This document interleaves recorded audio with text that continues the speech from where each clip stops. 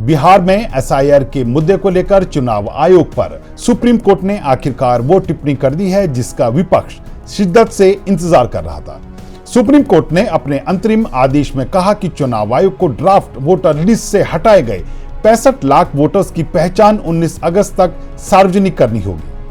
अदालत ने आयोग को 22 अगस्त तक अनुपालन रिपोर्ट सौंपने का आदेश भी दिया है। नमस्कार, मैं हूं दीपक गौड़ और आप देख रहे हैं यंग भारत न्यूज। एसआईआर मुद्दे की सुनवाई कर रहे जस्टिस सूर्यकांत और जस्टिस जयमाला बागची की पीठ ने आयोग से आखिरकार पूछा है कि आप उन लोगों के नाम क्यों नहीं बता सकते जिनकी मौत हो गई है या जो लोग पलायन कर दूसरे निर्वाचन क्षेत्रों में चले गए हैं। सुप्रीम कोर्ट की पीठ ने चुनाव आयोग से कहा कि इन नामों को डिस्प्ले बोर्ड या वेबसाइट पर अपलोड किया जाए ताकि जिन लोगों को भी दिक्कत है वो 30 दिन के भीतर सुधार के लिए उपाय कर सकें। सुनवाई के दौरान चुनाव आयोग ने पीठ के सामने एसआईआर को लेकर अपना पक्ष भी रखा।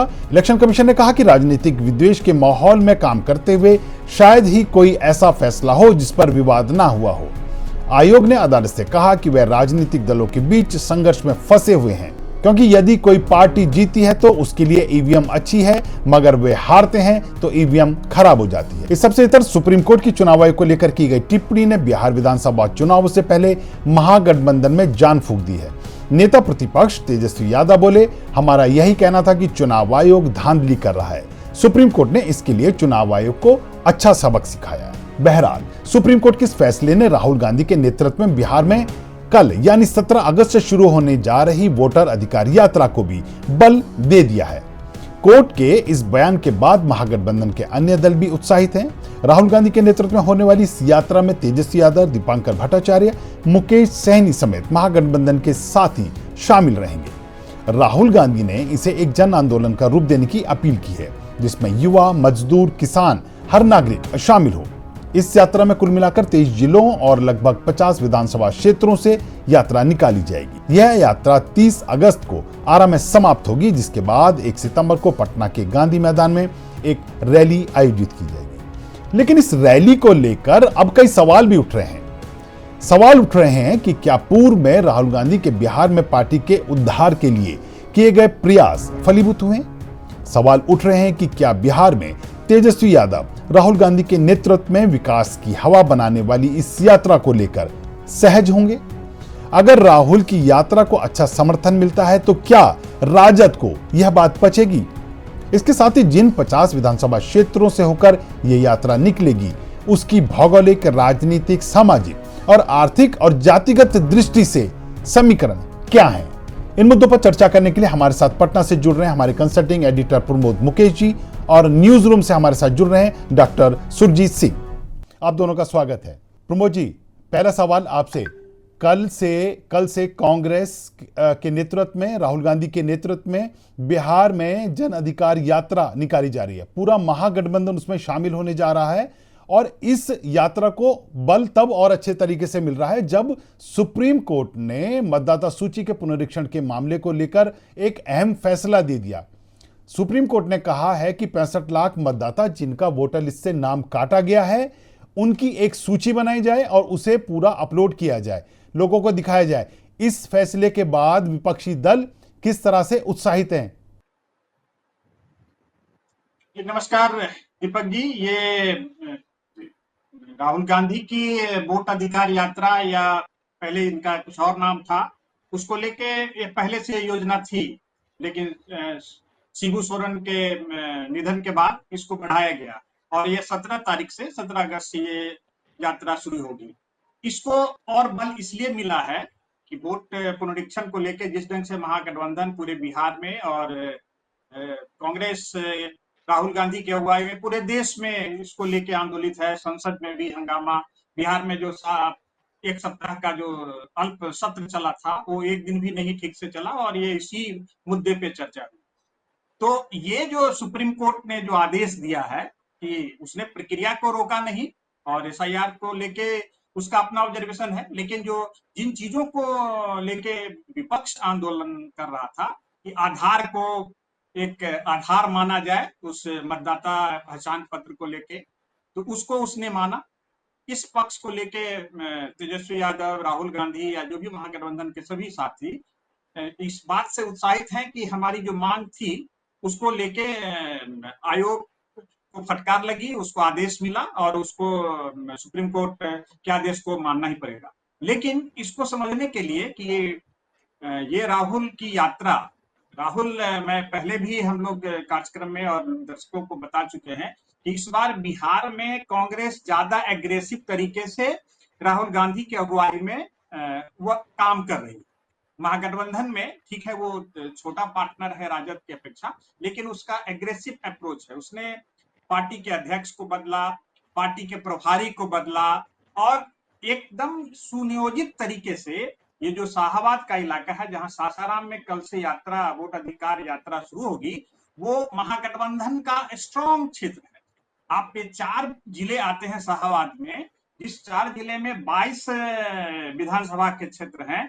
2020 में 20 जगहों पे महागठबंधन को सफलता मिली थी। सिर्फ 2 जगह पे ये बीजेपी को सफलता मिली थी। तो ये इलाका काफी स्ट्रांग है। 4 लोकसभा के सीट हैं और चारों पे महागठबंधन के उम्मीदवार जीते थे। सासाराम में कांग्रेस, काराकाट में माले, आरा में माले और बक्सर में राजद। इसलिए ये इलाका और इससे सटा हुआ इलाका जो औरंगाबाद है, औरंगाबाद में भी कांग्रेस का राजद का ही सांसद है और जो नए अध्यक्ष कांग्रेस के हैं वो भी औरंगाबाद के कुटुंबा से हैं। तो ये इलाका माने सोशल इंजीनियरिंग महागठबंधन के हिसाब से बड़ा स्ट्रांग है। इलाका भी स्ट्रांग है, कांग्रेस का भी बेस है। कांग्रेस निश्चित रूप से बिहार में छोटा पार्टनर है, लेकिन नेशनल लेवल पे जिस जैसी छवि है उसके लेके राहुल गांधी एग्रेसिव हैं। एक नैरेटिव सेट करने की कोशिश कर रहे हैं वोट चोरी को लेके, जो महाराष्ट्र से शुरू हुआ या हरियाणा को लेके वो कहते हैं। और थोड़ा बल अगर आयोग को फटकार लगी सुप्रीम कोर्ट से, तो इसको लेके निश्चित रूप से वो सारे लोग जो महागठबंधन के हैं, इसमें राहुल गांधी रहेंगे, खड़गे रहेंगे, तेजस्वी यादव रहेंगे, दीपांकर भट्टाचार्य रहेंगे, मुकेश सहनी होंगे। बाद में ये इस यात्रा में प्रियंका गांधी के भी शामिल होने की है खबर। 25 जिलों में ये शुरुआत में ये यात्रा निकलेगी और इसका कल्मिनेशन पॉइंट आरा में होगा और 1 सितंबर को पटना में एक महारैली के रूप में। तो एक तरह से पूरा इलेक्शन मूड में महागठबंधन है और इसको लेके काफी उत्साहित है और सुप्रीम कोर्ट के आदेश के बाद। जी सुरजीत जी, मैं आपसे ये जानना चाहूंगा, बिहार में तेजस्वी यादव विपक्ष का सीएम चेहरा हैं, वो जो कोऑर्डिनेशन कमेटी है उसके अध्यक्ष भी हैं। राहुल गांधी एकदम से एसआईआर के मुद्दे पर बिहार में आते हैं और कांग्रेस बहुत मुखर होकर अपना आंदोलन, अपना वहां जो चुनाव प्रचार का जो काम था उसको करती है। कांग्रेस अपनी पूरी टीम बदल देती है। अब ऐसे समय में जब कांग्रेस की तरफ से, हालांकि वो पप्पू यादव की तरफ से थी, ऐसे समय में जब सीएम के चेहरे को लेकर कांग्रेस सवाल उठा चुकी हो कि अकेले तेजस्वी यादव ही नहीं है, ऐसे समय में कांग्रेस की इस पद यात्रा का, जबकि उसे समर्थन मिल गया हो चुनाव आयोग के, एक चुनाव आयोग पे लगे एक धब्बा, इसे ये बोलेंगे कि जिस तरह से सुप्रीम कोर्ट ने उनको कहा है कि भाई आप ये मतदाता सूची जारी कीजिए, तो उन पे जो भी एक आरोप लगे, उसके बाद क्या तेजस्वी यादव बहुत सहज होंगे राहुल गांधी के नेतृत्व में निकलने वाली इस यात्रा के दौरान? क्या इससे कांग्रेस का विस्तार होगा और कहीं ना कहीं तेजस्वी यादव और राजद कहीं अपनी ग्रिप जो पूरी एकाग्र मतलब छत्र राज वाला था वो थोड़ी सी फीकी होगी और कांग्रेस थोड़ी बढ़ती नजर आएगी? आप कैसे देख रहे हैं? देखिए, सवाल ये उठता है कि वहां पर बड़ा भाई कौन, कांग्रेस जी या आरजेडी? अब सबसे बड़ी बात यह है कि जब जब नेतृत्व पर सवाल उठे, महागठबंधन के नेतृत्व पर सवाल उठे, तब तब राहुल गांधी ने ऐसी एक कोई योजना बनाई, चाहे वो भारत जोड़ो यात्रा की बात करें, चाहे न्याय यात्रा की बात करें। तो ये तो सीजन के हिसाब से इनका चलता रहता है। जैसे वेब सीरीज सीजन में आता है, वैसे राहुल गांधी जी की ये यात्रा जो है वो सीजन में आती है। पहले सीजन में भारत जोड़ो यात्रा के तौर पे वो निकले थे। दूसरे सीजन में जब उनकी न्याय यात्रा निकली, पहले ये कहा जा रहा था कि भारत जोड़ो यात्रा दरअसल कांग्रेस जोड़ो यात्रा हो, क्योंकि उसी दौरान गुलाम नबी आजाद की बात कर लिया, जो तमाम बड़े नेता थे वो छोड़ छोड़ के जा रहे थे। अब दूसरा सीजन जब उनका आया, न्याय यात्रा की बात थी, जब असम से उन्होंने निकाली ये यात्रा, पश्चिम बंगाल में जब यात्रा पहुंचती है तो ममता बनर्जी उनसे किनारा कर लेती हैं। वो कहती हैं कि मैं अभी महागठबंधन का हिस्सा नहीं रहना चाहती और पश्चिम बंगाल में मैं अकेले चुनाव लड़ूंगी। उसके बाद वो यात्रा जब बिहार की तरफ बढ़ती है तो नीतीश कुमार भी खुद को बहुत ठगा हुआ महसूस करते हैं, जबकि ये पूरे महागठबंधन की कवायद ही नीतीश कुमार ने शुरू की थी। तो फिर नीतीश जी कुमार उनसे किनारा करके वापस एनडीए में चले आते हैं। तो ये जो तीसरा सीजन है, ये वोट अधिकार यात्रा की बात कर लें तो ये तीसरा सीजन है। तो क्या ये जो यात्रा है वो महागठबंधन को मजबूती देगी या फिर एक बार फिर इतिहास दोहराया जाएगा? क्योंकि पहले के भी कई मामले ऐसे हुए हैं। अगर हम केवल बिहार की राजनीति की बात करें तो राहुल गांधी जी जो है वो महाराष्ट्र में ये सवाल उठाते हैं, जो वोट अधिकार की बात करते हैं। उसके बाद वो ये जी सवाल उठाते हैं कर्नाटका में। उसके बाद अब बिहार की बात आती है। मतलब जहां जहां इलेक्शन हो रहा होता है वहां पर उन्हें वोटर लिस्ट में कमियां नजर आती है। और अब जो वो ये सवाल उठा रहे हैं, तो अब यहां पर ये सवाल उठता है कि क्या बिहार में उनका ये दांव चलेगा? क्योंकि अभी तक यहाँ इनका कहीं भी दांव चला नहीं है ये वोटर लिस्ट वाला। अब यहां पर अगर वो आते हैं और ये दिखाना चाहते हैं कि इसमें जो महागठबंधन का नेतृत्व है उसकी अगुवाई मैं कर रहा हूं, यानी राहुल गांधी कर रहे हैं, तो जाहिर सी बात है तेजस्वी यादव के पेट में दर्द होना बिल्कुल लाजिम सी बात है, लाजमी है ये। अब यहां पर बिहार की केवल राजनीति की बात कर रहे हैं तो यहां पर पहले भी कई मौके पर जैसे जातीय जनगणना की बात कर ले तो वहां भी शुरुआत तो आरजेडी ने की, लेकिन उसका क्रेडिट जो है वो राहुल गांधी और कांग्रेस लेकर के गई। उसके बाद माई बहन यात्रा की बात, माई बहन योजना की बात कर लें तो वहां भी क्रेडिट लेने की कोशिश की गई। यानी कुल मिलाकर के कई मौकों पर राहुल गांधी ये साबित कर चुके हैं कि वो बिहार में बड़े भाई की भूमिका में आना चाहते हैं। और इसके अलावा अगर राहुल गांधी के व्यक्तिगत विचार की बात करें तो वो कई मौकों पर बोल चुके हैं, जो क्षेत्रीय दल हैं उसके विचारधारा पे सवाल उठा चुके हैं। तो वो ये चाहते हैं कि क्षेत्रीय दल जो है वो हमेशा सहयोगी की भूमिका में हो, वो नेतृत्व की भूमिका में ना हो।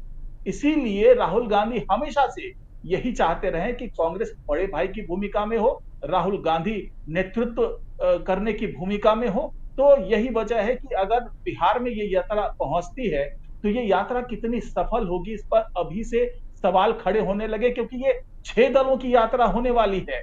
यानी कि राहुल गांधी चाहते हैं कि इसी बहाने छक्का मार दें, लेकिन ये क्या वाकई छक्का मार पाएंगे ये तो यात्रा के दौरान ही समझ में आएगी। जी प्रमोद जी, क्या क्या राजद और तेजस्वी यादव, ये सेम सवाल आपसे भी, आप क्योंकि पटना में ही बैठे हैं, आप वहां की सरगर्मियों को देख रहे हैं, सियासी हलचलों को भी लगातार देख रहे हैं। जिस तरह से तेजस्वी यादव ने कल कोर्ट के आदेश के बाद तुरंत एकदम से प्रेस वार्ता करते हुए बताया कि हम इसी की मांग कर रहे थे और हमारी आधी जीत हो गई है, क्योंकि सुप्रीम कोर्ट ने चुनाव आयोग को कह दिया कि उन 65 लाख लोगों की सूची बनाकर जारी कीजिए। कितना आसान होगा तेजस्वी यादव के लिए इस चीज को पचा पाना। दूसरी बात, क्या इसका असर आने वाले दिनों में सीटों को लेकर बात छिड़ेगी तो उस दौरान क्या ये पूरा जो दबाव की राजनीति पीछे से चलती हुई आ रही है कांग्रेस की, वो टेबल पर बैठेंगे तो वो दबाव की राजनीति नजर आएगी सीटों के बंटवारे को लेकर? देखिए, ये ग्राउंड रियलिटी कुछ और है। जरूर कांग्रेस चाहती है कि देश में वो एक पुरानी पार्टी है, सबसे पुरानी पार्टी है, उसको नेतृत्व मिले, लेकिन बिहार की रियलिटी साफ इससे इतर है, अलग है। 90 के बाद से बिहार में जिस ढंग से कांग्रेस की स्थिति है, और अभी भी 2020 में भी उसके भी सिर्फ 19 विधायक हैं। जिन इलाकों में यात्रा है उसमें 5 विधायक हैं। तो सवाल ये है कि आप सोचते जरूर कुछ है, लेकिन निश्चित रूप से छोटा दल हो सकता है राजद, लेकिन वो बड़ा भाई ही है। और कांग्रेस की किसी भी स्थिति में कांग्रेस को तो राजद के सहयोग और उसकी बैसाखी ही बननी पड़ेगी। ग्राउंड रियलिटी ये है, राहुल गांधी के नेतृत्व से अगर राजद इस जो वोट अधिकार यात्रा से राजद के कार्यकर्ता या राजद का सपोर्ट नहीं होगा तो ये तो पहला ही दिन फ्लॉप शो होगा। 17 से शुरुआत है, उसी दिन ही ये फ्लॉप हो जाएगा। इसलिए क्योंकि वोट बैंक राजद का है और माले का है, वो इलाका है, ये जो शुरुआत है। कांग्रेस खुद, कांग्रेस ने आप देखिए ना, महागठबंधन ने 9 जुलाई को इसी SIR पे बिहार बंद की घोषणा की थी। राहुल गांधी कितने घंटों के लिए आए थे। सिर्फ आप फ्लाइंग विजिट करके और करके ये नहीं होगा। ये आपकी ग्राउंड रियलिटी है कि आपके तब जो सीट है, जो 70 सीट मिले थे, जब आप बैठेंगे टेबल पे तो हो सकता है वो 50 पे आपको फाइनल करना पड़े। आप हो सकता है नेशनल लेवल पे आपकी है एक्सेप्टेबिलिटी, आप बड़े हैं, लेकिन बिहार की ग्राउंड रियलिटी यही है कि आपको राजद के साथ लीडरशिप के सवाल पे भी और उस पे भी नहीं, क्योंकि राजद को ये ज्यादा डिक्टेट नहीं कर पाएंगे कांग्रेस। जी सुरजीत जी, महागठबंधन के अन्य जो दूसरे दल हैं, क्या वो पूर्ण रूप से अपने क्षेत्र में कांग्रेस का प्रसार होता हुआ, क्योंकि ये बहुत प्रचंड तरीके से कांग्रेस कह रही है कि ये राहुल गांधी के नेतृत्व में हो रही है। राहुल गांधी के नेतृत्व में होने का मतलब है जो मुकेश सहनी राहुल कांग्रेस पार्टी को कह चुके हैं कि इनका तो ओवरऑल परसेंटेज हमसे कम ही आ रहा है, दूसरे दल भी कांग्रेस पे निशाना साध ही चुके हैं। ऐसी स्थिति में क्या इनके बीच आपस में कोऑर्डिनेशन हो पाएगा इस रैली को लेके? जिस क्षेत्र में वहां जाएंगे, क्या मुकेश सहनी के क्षेत्र में जाके मुकेश सहनी तीसरी रो में पीछे खड़े हुए नजर, हाथ हिलाते हुए नजर आएंगे, तो क्या ये वहां की जनता स्वीकार करेगी? क्या उनके नेता ये स्वीकार करेंगे? सुरजीत जी, देखिए, यहां पर सवाल ये उठता है कि क्या जो क्षेत्रीय दल है, कुल मिलाकर के क्षेत्रीय दल की बात कर लें, चाहे हम मुकेश सहनी की बात कर लें, चाहे हम जो दूसरे वामपंथी दल है उसकी बात कर लें, चाहे हम आरजेडी की बात कर लें, तो कोशिश तो कांग्रेस की हमेशा से यही रही है कि उसको दूसरे पायदान पर धकेला जाए और नेतृत्व अपने पास रखा जाए। लेकिन इस बात को बिल्कुल भी नकारा नहीं जा सकता कि आरजेडी वहां पर ड्राइविंग सीट पर बैठी हुई है। उसको नकार नहीं जी सकते आप, क्योंकि अगर हम 19 सीट की भी बात कर लें कांग्रेस की, तो ऐसा तो है नहीं कि केवल कांग्रेस की विचारधारा के कारण ये 19 सीट उसे मिली है। क्योंकि जब गठबंधन में आकर के आप चुनाव लड़ते हैं तो हर दल को एक दूसरे का फायदा मिलता है, एक दूसरे के जो वोट बैंक होते हैं उसका फायदा मिलता है।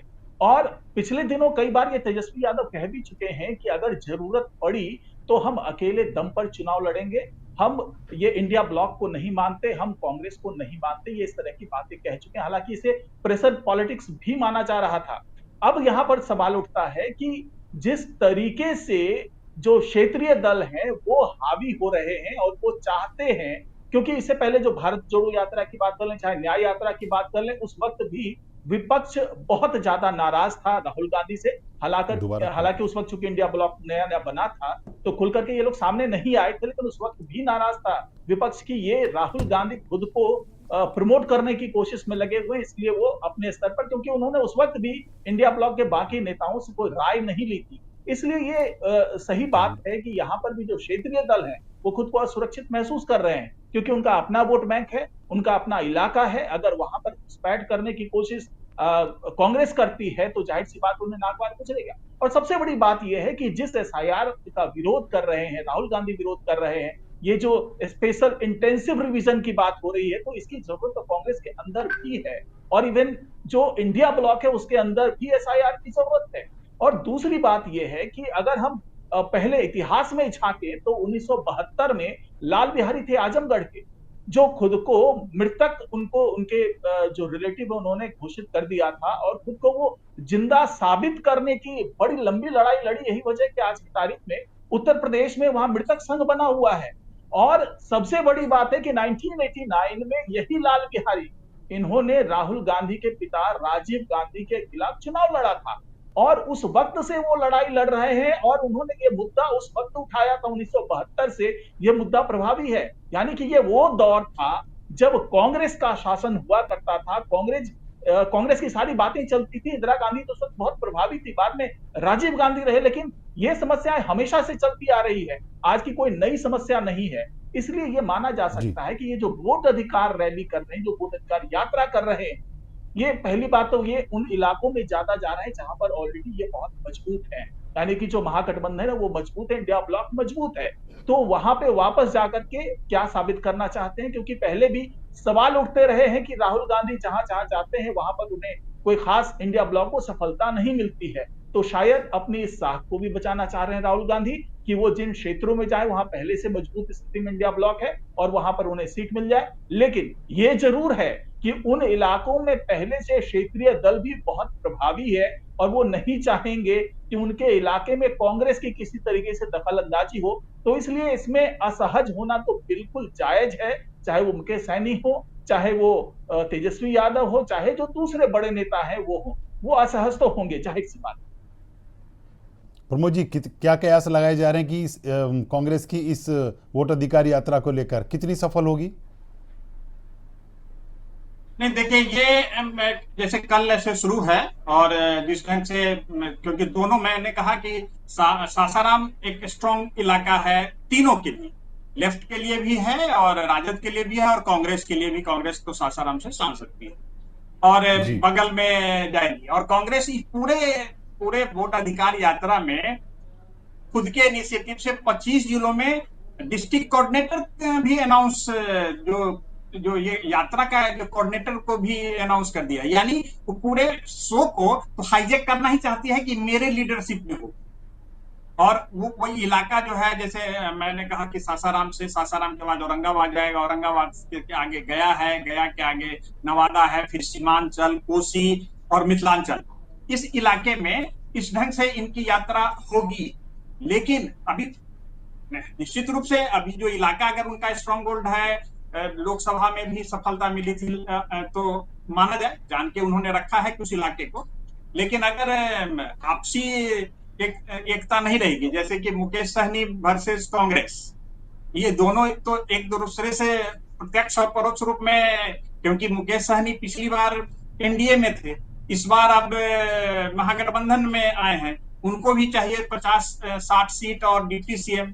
कांग्रेस इस चीज को बाहर ही नकार चुकी है। इवन राजद भी के अब्दुल बारी सिद्दीकी जो नेता हैं, उन्होंने भी नकार दिया कि ऐसे डिप्टी सीएम की बात नहीं है। तो आपस में कंट्राडिक्शन है। सुरजीत जी ने कहा कि महागठबंधन के बीच भी एसआईआर की जरूरत है। हो सकता है कि अगर ये जो 6 दल 5 दल हैं आपस में अगर कोऑर्डिनेशन है, पता नहीं, आप 20 दिन बाद पता चले कि इसमें से कोई साथी एनडीए की ओर है या और ये छिटक जाए। इसलिए अभी अर्ली है कहना। राहुल गांधी है, राहुल गांधी की सुरक्षा व्यवस्था और उनकी यात्रा तो आप जानिए 1 महीने में पूरा भारत यात्रा हो जाती है, और ये 10-15 दिन में सीधे जाएंगे। ये जनसुराज के प्रशांत किशोर वाली यात्रा पैदल यात्रा नहीं है, ये जस्ट एक जी सिंबॉलिक अपने स्ट्रॉन्ग होल्ड को, और जस्ट इलेक्शन है 2 महीने बाद 3 महीने बाद, उसको लेके गैल्वनाइज करने की कोशिश है। देखिए आगे इसमें, पहले अभी कल तो देखा जाए, उसके बाद इसकी जी विवेचना हम लोग करेंगे कि जी जी कैसा रहेगा। सुरजीत जी, मैं आपके पास आता हूं। एक सवाल दोबारा प्रमोद जी से पूछूंगा कि जिन 23 जिलों की 50 विधानसभा सीटों में ये अपनी रैली करने जा रहे हैं, उनका भौगोलिक, जातिगत और सामाजिक समीकरण को क्या आप बता पाएंगे पूरा? जी हाँ, देखिए, अब जिन जिलों में ये जा रहे हैं, अब सबसे पहली बात ये है कि क्या वाकई ये महागठबंधन को जीत दिलाना चाहते हैं, या फिर वहां पर पिछड़ा, अति पिछड़ा और मुस्लिम वर्ग, ये 3 बड़ा धड़ा है जो जिन जिन इलाकों में जा रहे हैं, ये यही 3 धड़ा है जो यहाँ पे विनर को डिसाइड करता है कि कौन यहाँ से जीतने वाला है, यानी कि इनका प्रभाव है इन सब जगहों पर।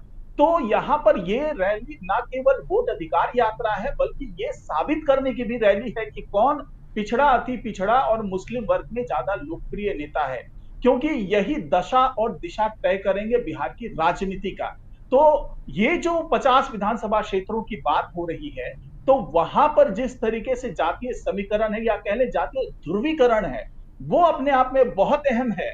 क्योंकि इससे पहले जो चिराग पासवान है, क्योंकि रामविलास पासवान जी की बात कर लें, तो वो भी इसी की राजनीति करते रहे हैं। तो यहाँ पर चिराग पासवान का भी बहुत अहम उसकी भूमिका होने वाली है, क्योंकि वो भी पिछड़ा और अति पिछड़ा की राजनीति करते रहे हैं। अगर हम नीतीश कुमार की बात करें और अगर हम लालू यादव की बात करें, तो उन्हें चिढ़ रामविलास पासवान से यही थी कि वो पिछड़ा में भी अति पिछड़ा की बात करने लगे, पासवान समुदाय की बात करने लगे, अति पिछड़ा जो अति दलित वाली बात हो गई उसकी बात करने लगे। तो यहां पर भी जो अहम भूमिका होने वाली है एनडीए की तरफ से, वो चिराग पासवान की होगी। हालांकि बीजेपी भी कई क्षेत्रों में बहुत ही मजबूत स्थिति में है, तो ये कहना गलत नहीं होगा कि जातीय समीकरण को भी साधने की कोशिश बिल्कुल होगी इन सभी इलाकों में। जी प्रमोद जी, सुप्रीम कोर्ट के आदेश के बाद ये बात तय हो गई है कि 19 अगस्त तक इलेक्शन कमीशन को जो नई मतदाता सूची है, जो मतदाता सूची उन लोगों की जो 65 लाख जिनके नाम काट दिए गए, उन लोगों की सूची सार्वजनिक कर रही है। कैसी तैयारियां क्या इस छोटे समय में इन्होंने कर रखी हैं चुनाव आयोग ने? देखिए, अभी तो कल 15 अगस्त परसों सुप्रीम कोर्ट का आया, फिर 15 अगस्त है, आज जन्माष्टमी है, कल संडे। लेकिन 34 दिन चुनाव आयोग ने जब जिस दिन ड्राफ्ट रिलीज हुआ था, ये 30 दिन तक खुला रहेगा और एक शिविर भी बना है हर प्रखंड कार्यालय, नगर निकाय के कार्यालयों में, और जहां पे आप दावा आपत्ति दे सकते हैं। इनकी तैयारी होगी। ये अगर उन्होंने 65 लाख लोगों का, उन्होंने सुप्रीम कोर्ट को मना किया था शुरू में बताने से, माने उसको अपलोड करने से, लेकिन जब सुप्रीम कोर्ट का आदेश हुआ है तो निश्चित रूप से उसको वो काम मानेंगे, और 19 तक उनको करना है, क्योंकि फिर सुप्रीम कोर्ट में सुनवाई भी होगी। तो आयोग तो कर रहा है। आयोग आज भी एक रिलीज जारी किया है जिसमें वो उसका कहना है कि अभी तक कोई भी पॉलिटिकल पार्टी मेरे पास किसी तरह के आपत्ति को लेके नहीं आए हैं, क्योंकि इस सारा खेल जो है नैरेटिव को लेके, ये विवाद ये नहीं है कि एसआईआर का हम विरोध करें। आप तेजस्वी यादव की भाषा देखिए, बदल गई है कि नहीं हम तो एसआईआर के खिलाफ नहीं थे, हम तो इस चीज को मांग रहे थे। लेकिन सुप्रीम कोर्ट ने जो शुरुआत के आदेश जरूर आयोग को दिया कि ये सब आप ठीक करिए, लेकिन 3 दिन के बहस में आप अगर शुरुआती 2 दिन, तो जिस ढंग से सुप्रीम कोर्ट इसकी सुनवाई कर रहा था और कह रहा था, उससे लग रहा था कि वो आयोग के इस प्रोसेस के खिलाफ नहीं है। हाँ, जो सवाल है, लोगों के मन में भी सवाल है, विभिन्न पार्टियों के है, उसको लेके उसने कहा कि आप क्लेरिफाई करिए। तो निश्चित रूप से आयोग इन चीजों को और करना भी चाहिए। अगर पब्लिक डोमेन में ये बात आती है तो ये तो जो भी अगर कोई मिसकंसेप्शन लोगों के बीच अगर बनेगा, तो आयोग का काम है कि उसको ठीक करे और उसको वो डाले कि अगर भाई 65 लाख लोग हैं तो उसका करे कि कितने लोग की मृत्यु हुई है, कितने लोग दूसरे जगह शिफ्ट कर गए हैं, कितने लोगों का डबल नाम है, तो आपने क्या काटा और क्या है, तो इसका डिटेल तो अगर उसने काटा है तो उसके पास होना चाहिए और उसको देना भी चाहिए। और जी सुजीत जी, ये आखिरी सवाल आपसे। चुनाव आयोग में सुनवाई के दौरान एसआईआर पे जब सुनवाई हो रही थी तो इलेक्शन कमीशन ने बड़े मुखर होकर यह कहा कि हम सियासी दलों के आपसी संघर्ष के बीच फंस गए हैं और हम पर जो एलिगेशन है, हमारी प्रक्रिया बिल्कुल सही है, हम पे जो एलिगेशन है वो सियासी एलिगेशन है। ये राजनीति का जो चलन आ गया है कि संवैधानिक समितियों को, जो बोर्ड्स हैं या इस तरह के आयोग जो हैं, उन पर इस तरह के आरोप लगाना, राजनीति हमारे देश की किस तरह जा रही है? देखिए, इसको समझना पड़ेगा। देखिए, राजनीति तो वाकई हो रही है। चुनाव आयोग ने बिल्कुल सही कहा है कि ये 2 पार्टों के बीच में पिसने वाली बात है। एक सत्ता पक्ष के अपने पक्ष है, जो विपक्ष है उनका अपना पक्ष है।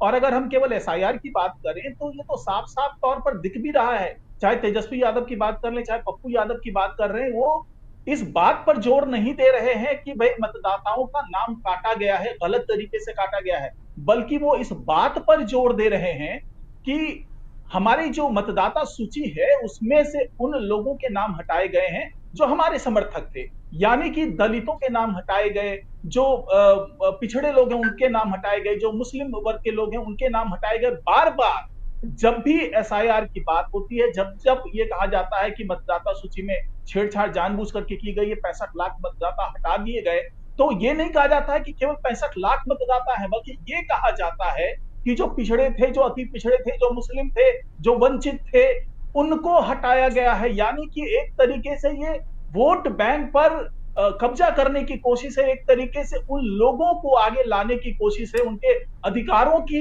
बात करने का, दिखावा करने की कोशिश है कि जो हमारा वोट बैंक है वो एकजुट हो जाए और वो ये समझे कि हमारे साथ अन्याय हो रहा है और जानबूझ करके सत्ता पक्ष अन्याय कर रहा है। क्योंकि यहां पर बात केवल चुनाव आयोग तक नहीं है।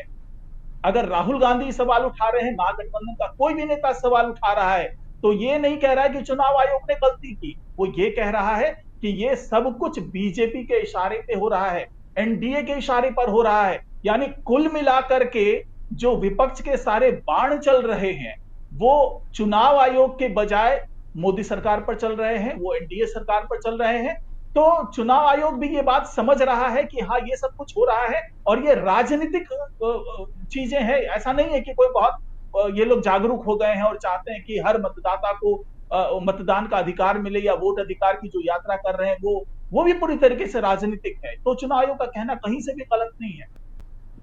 जी, तो ये तय रहा कि आने वाले दिनों में राहुल गांधी बिहार की 25 जिलों की 50 विधानसभा सीटों पर पदयात्रा करेंगे। इस दौरान देखने लायक बात यह होगी कि उनके महागठबंधन के सहयोगी दलों के नेता उनके साथ कैसा रुख रखते हैं, उनका नजरिया उनके प्रति कैसा रहता है, ये आने वाले दिनों में देखेंगे। आप दोनों हमारी इस परिचर्चा में हमारे साथ जुड़े, आप दोनों का बहुत बहुत शुक्रिया।